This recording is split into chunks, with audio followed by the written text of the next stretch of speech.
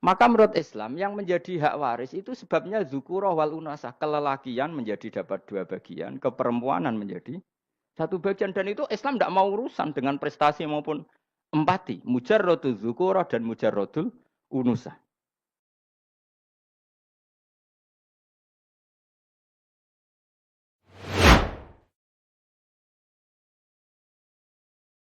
Bismillahirrahmanirrahim.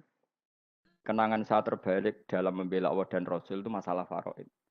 Dulu mungkin banyak yang ingat lah ketika tahun berapa lupa saya. Tapi ada seorang menteri dan pakar Islam menggulirkan isu hak waris itu sama. Lelaki dan perempuan sama. Alasannya karena perempuan sekarang kerja. Jadi gara-gara kesamaan gender kemudian mereka ingin bagi waris itu apa? Sama lidzakari bisul hadil. Saya itu ditentang. Gerakan itu pernah menguat, termasuk yang bisa dengan tanda kutip bisa menghentikan gerakan itu termasuk itu saya. Yang punya pikiran gitu tak parani, tak tantang begini. Saya bilang gini, Anda ngomong ini itu karena pinter apa karena tren? Tak tanya, ya karena pinter. Saya ini kan orangnya keren, punya kepangkatan jos lah. Ya, kepangkatan jos, kepangkatan dunia, maksudnya cara pangeran bojos ora ya ora. Cara ukuran dunia itu jos lah. Tak tanya, saya itu Pak, termasuk yang setuju gerakan kesamaan gender. Dulu kan lelaki perempuan itu beda sekali karena lelaki kerja perempuan enggak. Sekarang sama-sama kerja maka warisnya harus sama. Terus saya tanya gini, lalu penyebab warisan itu kerja apa lelaki? Dia jawab kerja. Dia nggak ngerti kalau ngadepin saya. Saya ini kan orang alim yang biasa belajar mantek. Dia ini raro nak aku ngalim. Sembrono ya jadi ini. Ketika tak tanya gini, lalu misalnya saya punya anak, yang anak saya putri itu direktur BUMN atau direktur bank atau direktur PT besar. Kemudian anak lelaki saya idiot, goblok. Warisannya dikasihkan siapa? Kalau kerja adalah alasan dapat warisan, berarti anak saya perempuan itu yang dapat warisan dong. Anak saya lelaki kan idiot, nggak kerja. Lalu warisan itu berdasar prestasi apa empati? Kalau berdasar prestasi, malah Anda ini aneh. Sudah kerja direktur BUMN hanya karena dia kerja, dia dapat warisan. Karena Anda bilang asbabul irsi adalah kerja. Kalau saya bilang karena empati, saya juga gak fair. Yang kerja juga butuh modal gak saya warisi, tapi yang idiot tak warisi karena warisan berdasar empati. Lalu Anda milih mana? Bingung deh. Sampai dia ikrar, saya belum pernah mendapat perlawanan seperti ini. Karena Anda ngomong sama orang-orang goblok, kata saya. Terus saya bilang, saya ini ngaji Wahab, khatam berkali-kali. Anda mungkin baca kitab Wahab itu hanya terjemah. Maka menurut Islam, yang menjadi hak waris itu sebabnya zukurah wal unasah. Kelelakian menjadi dapat dua bagian, keperempuanan menjadi satu bagian. Dan itu Islam tidak mau urusan dengan prestasi maupun empati. Mujarrodul zukurah dan mujarrodul unusah. Sehingga dengan seperti ini tuh Islam nggak ribet. Coba kalau kamu pakai ilatul hukmi, pakai cara berpikir logika, malah ruwet. Karena tadi, kalau kesamaan gender itu karena perempuan kerja, lalu misalnya yang lelaki idiot misalnya atau pengangguran, warisan kamu kasihkan siapa? Kalau kerja itu menjadi alasan hukum, kamu kasihkan yang perempuan kan? Aneh enggak? Yang sudah kerja malah kamu kasih warisan yang nganggur? Enggak. Berarti berdasar prestasi atau berdasar empati. Kalau kamu dapat warisan, idiot dulu dong. Idiot dulu, goblok dulu, kecelakaan dulu, baru dapat warisan karena dapat empati. Yang sudah PNS nggak perlu dapat warisan karena sudah juga ruwet. Fakih seperti ini ruwet nggak? Ruwet. Nah, kata Imam Haromen gurunya Ghazali, agama itu kadang dinuna dinul ajais. Kita ikut yang lugu saja.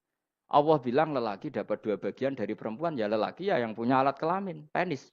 Perempuan yang punya farji, ya sudah gitu aja, gak usah ruwet-ruwet. Kenapa begitu? Ya sudah seperti itu. Nanti lama-lama gini kalau diterusin. Ada seorang dokter fikih perempuan. Dia menguasai fikih sholat. Ruhin lanang tapi gak menguasai fikih sholat. Rohnya mau pesolatan misalnya. Lalu yang jadi imam siapa kalau berdasar prestasi? Perempuan dong, karena dia doktoral fikih sholat. Dia menguasai aneh-anehnya sholat. Horo ibu masaili sholat dia menguasai. Sementara Ruhin takoi sholat itu apa Ruhin? Pokoknya ini gugus ngadeg terus lugu. Terus ngadeg malih. Apa? Ada ngulon. Nak salam ngalerin. Dia tahunya hanya itu dok. Lalu kalau nuruti, imam sholat adalah yang terpandai dalam fikih sholat. Tentu yang imami perempuan. Tapi agama ini tidak seperti itu. Pokoknya wong lanang ngimami, wong wedok.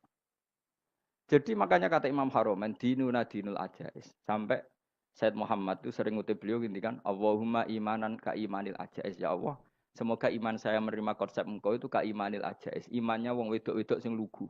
Ajis itu perempuan lugu yang sudah sepuh. Jadi misalnya ngukur anak seneng ya anak kono gedang goreng, ngekei duit, ya lugu saja. Itu bagus. Daripada kamu pakai argumentasi, karena argumentasi ini sebetulnya kelihatan cerdas, tapi ada kebodohan masif. Karena tadi, kalau hak waris kita otak-atik dengan prestasi, maka yang pro empati akan protes. Paham ya? Masa yang sudah kerja dikasih banyak, yang idiot enggak. Tapi kalau berdasar empati juga aneh. Masa dapat warisan harus goblok dulu, harus kecelakaan dulu. Maka Rasulullah pernah ngendikan ketika ditanya, lalu warisan untuk siapa ya Rasulullah? Nabi jawabnya lucu. Fali aula rojulin dakarin. Jadi Nabi sempat ngendikan kata rojul. Kemudian direvisi dakarin. Fali aula rojulin dakarin. Semua ulama ngendikan dakarin di sini adalah badal. Nabi ngendikan rojulin. Kemudian Nabi ingat kalau rojul itu identik dengan lelaki dewasa. Apa?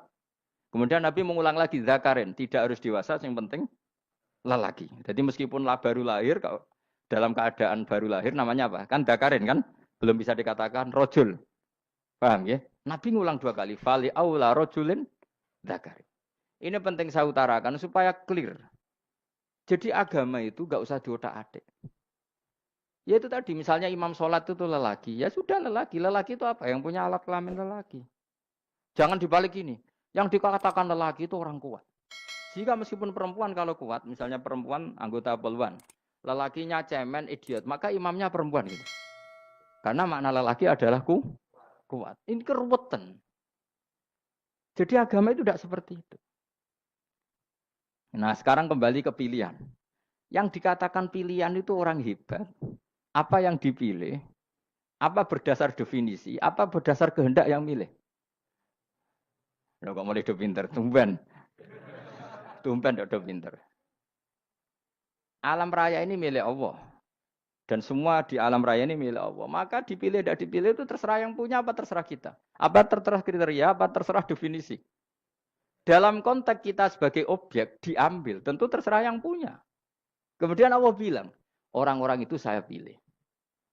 Nah kalau milihnya Allah berdasar kepunyaan, tentu Allah boleh dong memilih orang yang sebetulnya berstatus dolim.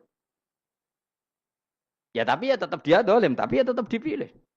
Kenapa ya? Karena Allah yang punya. Saya misalnya orang kaya, boleh nggak punya HP buruk? Boleh kan? Terserah saya. Saya orang kaya, beli HP mahal, medium, dan paling buruk. Boleh enggak? Boleh, saya yang punya. Nggak boleh, Gus, dengan orang kaya harus beli HP yang mahal. Yang bilang harus siapa? Nah, kegoblokan kita ini seperti ini. Nak wong sugih HP ini kudu larang.